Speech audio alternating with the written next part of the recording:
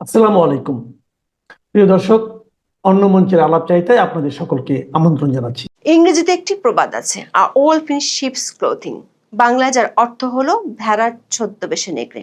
মানে এমন কোনো ব্যক্তি বা গোষ্ঠী যে বাইরে থেকে নিরীহ বা বন্ধুর মতো ভান করে, কিন্তু ভেতরে ভেতরে তার উদ্দেশ্য থাকে ভিন্ন।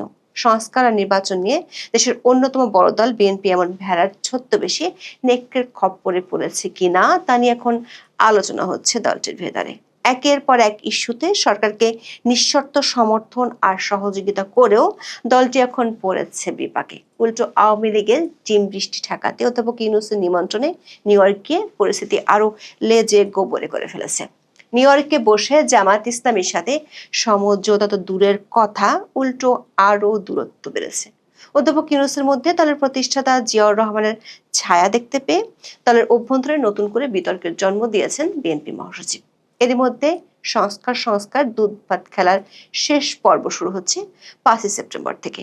তার আগে গণভোটের পক্ষে সায় দিয়েও সমঝোতায় পৌঁছতে পারেনি সরকার আর এক মিত্র জামাতে ইসলামীর সাথে।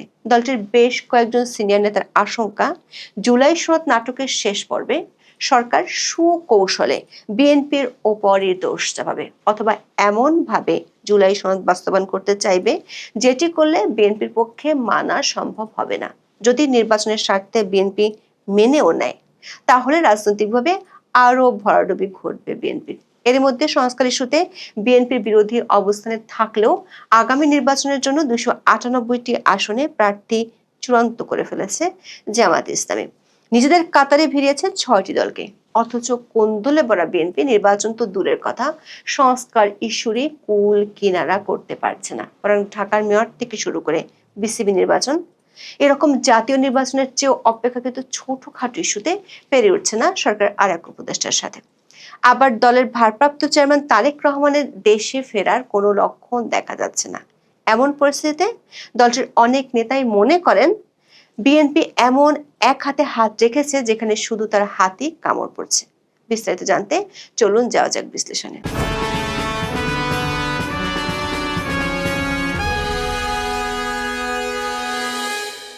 সারা দেশে মব সন্ত্রাস চললেও বিএনপি বরাবরই চুপ ছিল।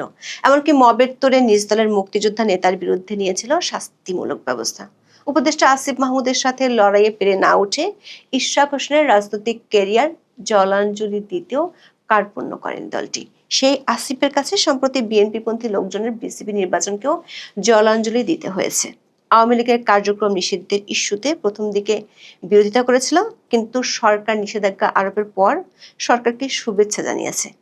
জাতীয় পার্টির উপর হামলার পর দলটি বুঝতে পারে তাদের আগের সিদ্ধান্তে ভুল ছিল। রাজনৈতিক বিশ্লেষকরা মনে করেন গত এক বছরে বিএনপি এমন অনেক ইস্যুতে পদে পদে ভুল করেছে। কিছুদিন পর সেই ভুল বুঝতে পেরে পুরাতন অবস্থানে ফেরত গিয়ে রাজনীতির মাঠে হাস্যরসের জন্ম দিয়েছে। রাজনৈতিক বিশ্লেষকদের ধারণা, বিএনপি শুরু থেকে অধ্যাপক ইউনূসের নেতৃত্বে অন্তর্বর্তী সরকারকে সমর্থন দিয়ে গেছে জাতীয় সংসদ নির্বাচনের আশায়। ছোট সংস্কার, বড় সংস্কার কিংবা মৌলিক সংস্কারের বহু নাটকের পর গত জুনে লন্ডনে বসে তারেক রহমানের সাথে বৈঠক করেন অধ্যাপক ইউনূস। সে বৈঠকের পর বিএনপি আশায় বুক বেঁধেছিল যে মধ্য ফেব্রুয়ারিতে নির্বাচন হবে।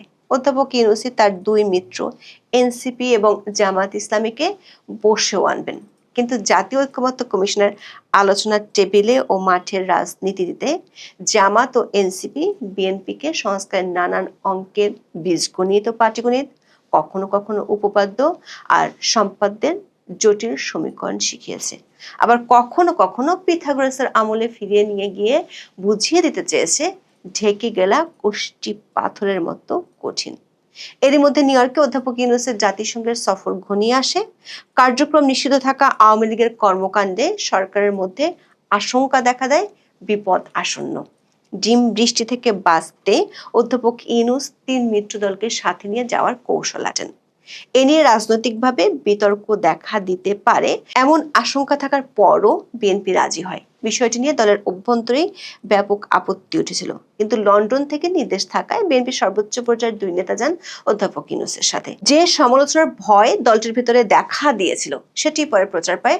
রাষ্ট্রীয় খরচে বডিগার্ড হয়ে বিএনপি নেতাদের কেন যেতে হবে এ নিয়ে সামাজিক মাধ্যমে বেশ কিছু মিমও ছড়িয়ে পড়ে, কিন্তু নিউ ইয়র্কে যাওয়ার পর দেখা গেল প্রধান উপদেষ্টা নিজের মতো করে তার প্রোটোকল দিয়ে সেফ এক্সিট যেমন হয় সেই রাস্তা দিয়ে বেরিয়ে চলে গেলেন।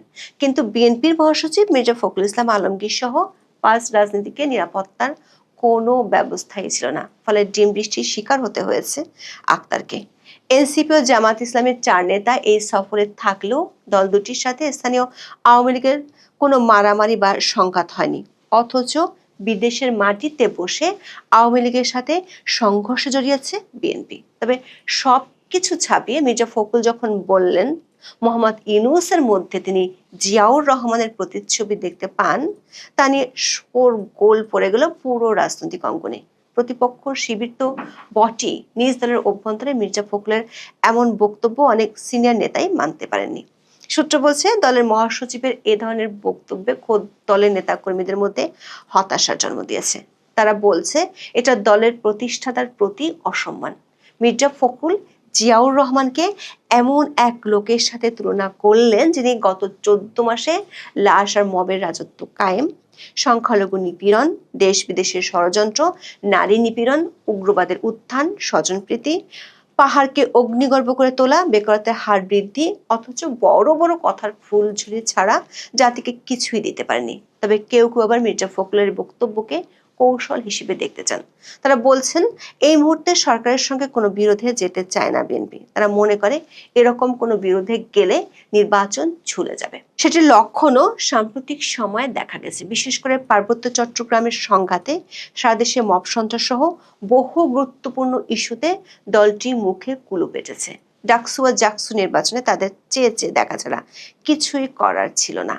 এমনকি নিউ ইয়র্কে অধ্যাপক ইউনূসের দপ্তর যে এনআরবি সম্মেলন করেছে, সেখানে এনসিপি ও জামাতের চাহিদা মতো তাদের নেতাদের দাওয়াত দেওয়া হয়েছিল, কিন্তু স্থানীয় বিএনপির বেশিরভাগ নেতাই ঢুকতেই পারেননি, দাওয়াতও পাননি। তা নিয়েও কোনো উচ্চবাচ্য করেনি দলটি। অনেকেই মনে করছেন তোয়াজ করে হলেও যদি প্রধান উপদেষ্টাকে নির্বাচন ইস্যুতে বাগে রাখা যায় সেটাই উচিত হবে। সেক্ষেত্রে ইউনূসের মধ্যে জিয়াউর রহমানের প্রতিশ্রুতি দেখতে পাওয়ার মতো উপমা যোগ করলে বা দোষের কি? কিন্তু প্রশ্ন উঠেছে, এত নম করে কি আদতে বিএনপি তার আখের গোছাতে পারবে, নাকি অতীতের মতো আরো কোণঠাসা হয়ে পড়ছে দলটি? সূত্রগুলো বলছে নিউ ইয়র্কে নিয়ে যাওয়ার পেছনে নির্বাচনকে সামনে রেখে জামাত ও এনসিপির সাথে আসন ভাগাভাগির জন্য মধ্যস্থতার টোপ বিএনপিকে গেলানো হয়েছিল। মানবজমিনে প্রকাশিত একটি রিপোর্টে পত্রিকাটির সম্পাদক মতিউর রহমান চৌধুরী বলছেন সে আশায় ঘুরে বাড়ি, উল্টো জামাতের সাথে বিএনপির দূরত্ব আরো বেড়েছে। রাজনৈতিক বিশ্লেষকরা বলছেন এই দূরত্ব তৈরি হয়েছিল সংস্কার নামে দুধ ভাত খেলার মধ্য দিয়ে। সরকার একাধিক সূত্র বলছে সরকার 5 থেকে 6 জন প্রভাবশালী ব্যক্তি এই সংস্কারের বিষয়টি ডিল করছেন। তারা বিষয়টি প্রথম থেকে এমন ভাবে সাজিয়েছেন যাতে জুলাই সনদের বাস্তবায়ন নিয়ে বিরোধ লেগেই থাকে। দর্শক খেয়াল করে দেখুন কিভাবে জুলাই সনদ বাস্তবায়িত হবে সেটি নিয়ে দীর্ঘ সময় পর্যন্ত কোনো আলোচনাই ছিল না, বরং শুরু থেকে আলোচনা ছিল কি কি বিষয়ে সংস্কার হবে তা নিয়ে। শেষের দিকে এসে পুরো প্রক্রিয়ার বড়লা হয়ে গেছে কিভাবে বাস্তবায়ন হবে তা নিয়ে। সবশেষ খবর হলো 84টি সংস্কার প্রস্তাব নিয়ে তৈরি হচ্ছে জুলাই জাতীয় সনদ। এর খসড়া চূড়ান্ত হলেও বাস্তবায়ন পদ্ধতি নিয়ে এখনো ঐক্যমত্য হয়নি। এ কারণে আটকে আছে জুলাই সনদ। বাস্তবায়নের উপায় ঠিক করতে 11 সেপ্টেম্বর থেকে রাজনৈতিক দলগুলোর সঙ্গে আলোচনা শুরু করে জাতীয় ঐক্যমত্য কমিশন। 3 দিন আলোচনা হলেও এখনো ঐক্যমত্য হয়নি। আপাতত আলোচনা মুলতবি রয়েছে। সনদ বাস্তবায়ন পদ্ধতি প্রশ্নে বিএনপি ও জামাত ইসলামের অবস্থান পুরোপুরি ভিন্ন। বিএনপি মনে করে সংবিধান সম্পর্কিত সংস্কার প্রস্তাবগুলো বাস্তবায়নের একমাত্র বৈধ পথ বা ফোরাম হচ্ছে জাতীয় সংসদ। আগামী সংসদের মাধ্যমে এগুলো বাস্তবায়ন করতে হবে। এর বাইরে অন্য কোনো উপায়ে সংবিধান সংস্কার করা সম্ভব কিনা সে বিষয়ে সুপ্রিম কোর্টের মতামত চাওয়ারও পক্ষে দলটি। অন্যদিকে জামাত ইসলামী চায় আগামী জাতীয় নির্বাচনের আগে জুলাই সনদের পূর্ণ বাস্তবায়ন করতে হবে। এর ভিত্তিতে আগামী নির্বাচন হতে হবে। আগামী সংসদের হাতে বাস্তবায়ন ছেড়ে দেওয়া হলে এসবের বাস্তবায়ন ঝুলে যাবে। আর এনসিপি চায় গণপরিষদের মাধ্যমে জুলাই সনদ বাস্তবায়ন করা হোক। সবশেষ বিএনপি জাতীয় সংসদ নির্বাচনের দিন গণভোটের পক্ষে রাজি হওয়ার ইঙ্গিত দিয়ে রেখেছে। এরই মধ্যে অধ্যাপক আলী রিয়াজের কমিশনের মেয়াদ বাড়ানো হয়েছে 2 দফা। সবশেষ দফার মেয়াদ শেষ হবে আগামী 15 অক্টোবর। 5 অক্টোবর নতুন করে আলোচনা শুরু হবে, সেখানেও কোনো আশার আলো দেখছে না সংশ্লিষ্টরা। দৈনিক প্রথম আলোর এক খবরে বলা হয়েছে, এই রাজনৈতিক মতভিন্নতার মধ্যে শেষ পর্যন্ত 15 অক্টোবরের মধ্যে জুলাই সনদে চূড়ান্ত রূপ দেওয়া সম্ভব হবে কি না তা নিয়ে সংশয় আছে। কারণ বাস্তবায়ন পদ্ধতি মনমতো না হলে গুরুত্বপূর্ণ অনেক দলের জুলাই সনদে সই না করার আশঙ্কা আছে। বিএনপির একাধিক নেতা মনে করেন, জুলাই সনদ না হলে সংস্কার হবে না এমন ধারণা সরকারের পক্ষ থেকে দেওয়া হয়েছে। আবার সংস্কার না হলে নির্বাচন হবে না এমন কথা বলা হচ্ছে। ফলে পুরো দোষটা বিএনপির ঘাড়ে দেওয়ার আশঙ্কা থেকেই যাচ্ছে। সূত্রগুলো বলছে, একদিকে সরকারের কৌশলের কাছে বিএনপি যখন হাবুডুবু খাচ্ছে, তখন অন্যদিকে ভোটের মাঠে রাজনীতিতেও জামাতের কাছে দলটি পিছিয়ে পড়ছে। দৈনিক প্রথম আলোর আরেকটি খবরে বলা হয়েছে, জামাত ইসলামী 298টি আসনে প্রার্থিতা চূড়ান্ত করে ফেলেছে। অন্যদিকে বিএনপি প্রার্থিতা ঘোষণা করতে গেলে 2018 সালের নির্বাচনের চেয়েও ভয়ঙ্কর পরিস্থিতির মুখোমুখি হওয়ার আশঙ্কা করা হচ্ছে। এর চেয়েও বিস্ময়কর ব্যাপার হলো, দলটির ভারপ্রাপ্ত চেয়ারপারসন তারেক রহমান কেন বাংলাদেশে ফিরছেন না সে প্রশ্নের উত্তর নেই দলটির কারো কাছে। ডেইলি টাইমস অব বাংলাদেশে গত 30 সেপ্টেম্বর প্রকাশিত এক নিবন্ধে বলা হয়েছে, তারেক রহমান অ্যাসাইলাম ভিসায় লন্ডনে আছেন। অবশ্য 2018 সালে বিষয়টি মির্জা ফখরুল স্বীকার করেছিলেন। সবশেষ তারেক রহমানের পররাষ্ট্র উপদেষ্টা হুমায়ুন কবির নিউ ইয়র্ক থেকে ফিরে বিমানবন্দরে সাংবাদিকদের বলেছেন, যখন ফিরবে তখন জানানো হবে। এর অর্থ হলো তারেক রহমানের ফেরাটা এখনো অনিশ্চিত। জনাব হুমায়ুন আরো বলেছেন, তারেক রহমানের নেতৃত্বে বিএনপি নির্বাচনে লড়বে। দর্শক, সবাই জানে তারেক রহমানই বিএনপির সর্বোচ্চ নীতি নির্ধারক। তার নেতৃত্বে বিএনপি নির্বাচনে লড়তে পারবে না এমন প্রশ্ন কেউ কি কখনো তুলেছে? তাহলে জনাব হুমায়ুন নিজে থেকে কেন এমন ইস্যুর অবতারণা করলেন? আবার নিউ ইয়র্ক সফর থেকে হুমায়ুন কবির ও মির্জা ফখরুলের আলাদা আলাদা ফেরা নিয়ে দলের ভেতরে কিছু প্রশ্ন দেখা দিয়েছে, যে সমঝোতার জন্য নিউ ইয়র্কে যাওয়া হলো সেটিও কি হলো না? জামাত নেতা সৈয়দ আব্দুল্লাহ তাহেরও ফিরবেন আলাদা, তিনি ফিরবেন 7 অক্টোবর। বিএনপির একজন জ্যেষ্ঠ নেতা বিএনপির সামনে সমূহ বিপদ দেখতে পাচ্ছেন, যেটিকে তিনি মনে করেন দ্য টিপ অফ আইসবার্গের মতো। বরফখণ্ডের বেশিরভাগ অংশই পানির নিচে লুকিয়ে থাকে এবং সেটাই আসল বিপদ। এর মানে হলো, বিএনপি এতদিন বিপদের যে অংশটি দেখেছে সেটি সামান্যই, আসল জটিলতা, গভীরতা বা বিপদটি তার চেয়ে বহুগুণ বেশি এবং লুকানো। এখন দেখা যাক সেই বিপদ কত জটিল হতে পারে। এখন এই পর্যন্ত, সবাই ভালো থাকুন, সুস্থ থাকুন, নিরাপদে থাকুন। দেখা হবে আগামী পর্বে।